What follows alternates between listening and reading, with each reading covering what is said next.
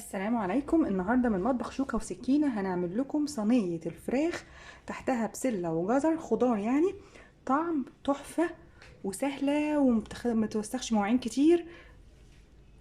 وجبة غدا شتوية كده لذيذة، انتوا شايفين كده. والخضار بيبقى جميل وشارب من تتبيلة الفراخ. أكلة هتعجبكم جدا. لتتبيلة فراخنا النهاردة محتاجين طماطميتين، بصلاية كبيرة، ليمون، توم، فلفل، معلقتين باربيكيو صوص، ومفيش باربيكيو ممكن تحطي كاتشب، ملح، فلفل، بصل باودر، توم باودر، توابل فراخ، وبابريكا مدخنة، وطبعا زيت. احلى حاجة في الاكلة دي انها كلها كده في الخلاط، وهضرب كل الحاجات دي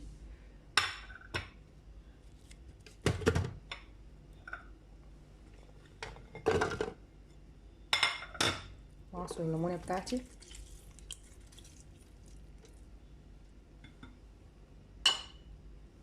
التوابل كلها احطها. الزيت ده اللي هيمشي الخلاط بقى.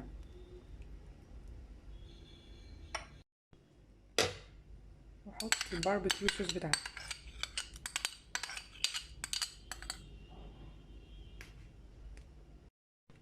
واشغل بقى الخلاط.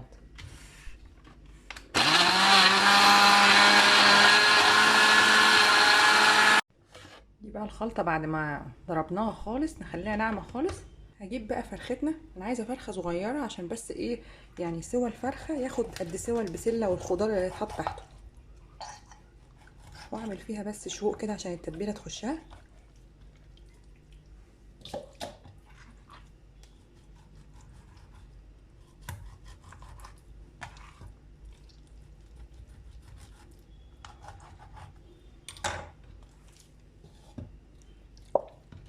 وانزل بقى بتتبيلتي على الفراخ. التتبيله دي ممكن تعملي بقى صينيه فراخ في الفرن كده من غير اي خضار ولا حاجه، وتبقى فراخ مشويه بتبقى تحفه.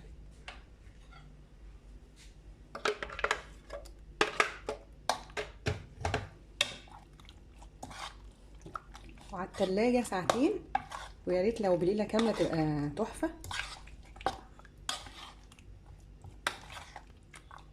هغطيها وادخلها التلاجة ايه عشان تشرب من التتبيله. نبدا بقى نحط الخضار بتاعنا اللي هنحطه تحت صينيه البطاطس.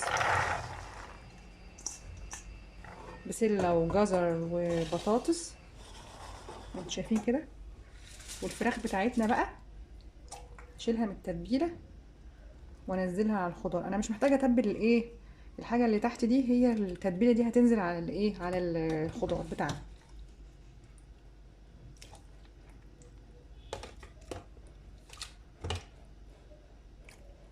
الفراخ لو كبيره يا جماعه ممكن نديها نسويها نص سوا ونشوحها كده على النار، وبعد كده نحطها ايه، نحط عليها الخضار. لكن الفراخ دي صغيره مش هتاخد وقت في السوا. انا في بس تابل نسيت احطه، الكزبره الناشفه بتدي طعم حلو قوي فانا حطيته.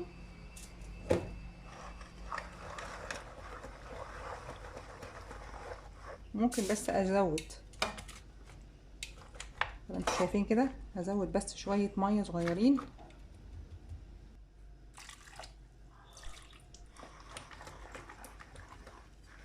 شايفين كده. هجيب ورق ألمونيوم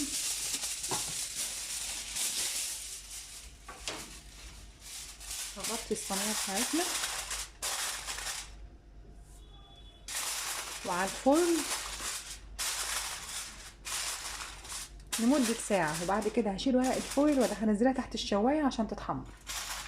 وده الشكل النهائي لصينية الفراخ بالبسلة والجزر والبطاطس. طعمها بيبقى جميل قوي، بس ممكن تزودوا لها حاجه كده هتعلي من الطعم كمان. بعد ما الصينيه تستوي نروح حاطين معلقه سمنه بلدي على الخضار وعلى الفراخ وادخلها تحت الشوايه. بتدي البسله طعم حلو وبتدي الفراخ لون جميل. وبألف هنا.